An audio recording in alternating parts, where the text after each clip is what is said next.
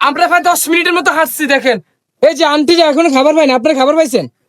খাবার পাইছেন? এই দেখেন এই যে ওরা খাবার পায় না, এখানে কেউ আসে না, কেউ আসে না। আপনি খাবার পাইছেন? খাবার পাইছেন ভাই? শোনেন ভাই, খাবার যে আসে, খাবার ওখান দিয়ে আসার আগেই শেষ হয়ে যায়।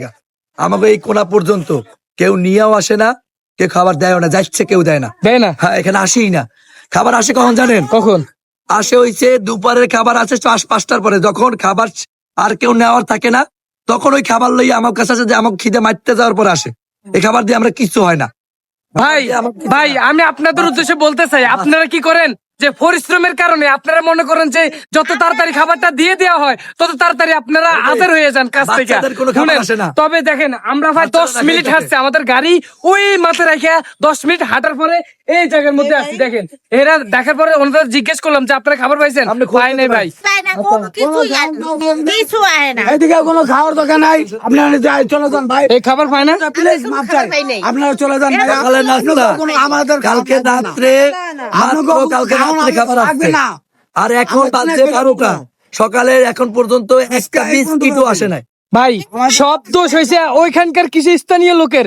ওরা কারি নাই কেন? আপনারা একটু সবাই মিলে দেখতে পারেন না? এখানে আপনারা তো কিছু চিনেন না। চিনি না। হ্যাঁ হ্যাঁ, আপনারা যে আসেন, আসার পরে আপনারা খাবারটা এমন ভাবে ওপেন করে নিয়ে আসেন, জি বাইরের লোকগুলা যারা আমাদের আদার সাইড যারা পড়ে নেয়, জি তারা এসে ভিড় করে আপনার আমাকে খাবারগুলো কাইরে নিয়ে যায়। নিয়ে যায়। এখন আপনারা উচিত কি জানেন? কি? এলাকা ভিত্তিক একটা ভলান্টিয়ার, এলাকার পোলাপান দিয়ে ভলান্টিয়ার করতে হবে, বাইরের লোক দিয়ে না। এলাকার লোক দিয়ে ভলান্টিয়ার করেন, ভলান্টিয়ার করে টিম ওয়াইজ করে দেন। তারাই তাদের গল্লির যে লোকগুলো ভুক্তভোগী খাবারের পায় নাই, তারাই পৌঁছে দিতে পারবে। আপনারা যদি এই আসেন, আপনাকেও লাগে, মানে আমরা ভালো ব্যবহার করি না বিধায় তো আপনারা কষ্ট পাইতেছেন, বুঝছি, কিন্তু এই আমরা ভালো না, তাহলে এইরকম লোক দেবেন যে যার কথা শুনে এরকম লোক লই আপনারা খাবার দিতে ঢোকেন। নাহলে আপনারা হয়তোবা 10 জন পাইবে, 15 জন না খাইয়ে থাকবে, এরকম তো বাইরের কথা থেকে আমরা একটা জিনিস শিক্ষা নিলাম, সেটা হচ্ছে যে নেক্সট টাইমে খাবার দেন মিজান ভাইকে আর মেহেদী হাসান বিপ্লব ভাই।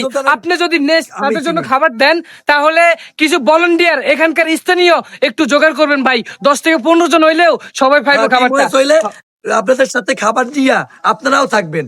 আপনাদের সাথে সাথে থাকলে আমরা যদি এই গলিতে ঢুকে এই গলিতে কোনো মানুষ অশৃঙ্খল করবো না। জি জি এই গলিতে আমার লাগে যদি ঢোকেন, জি। কোনো মানুষ অশৃঙ্খল ভাবে আপনাদের খাবার নিব না, সবাই জায়গা মতোই থাকবে। এই যে আর আমরা যদি না থাকি, আপনারা খাবার লই আসলে আপনাকেও খেয়ে ফেলাইবো।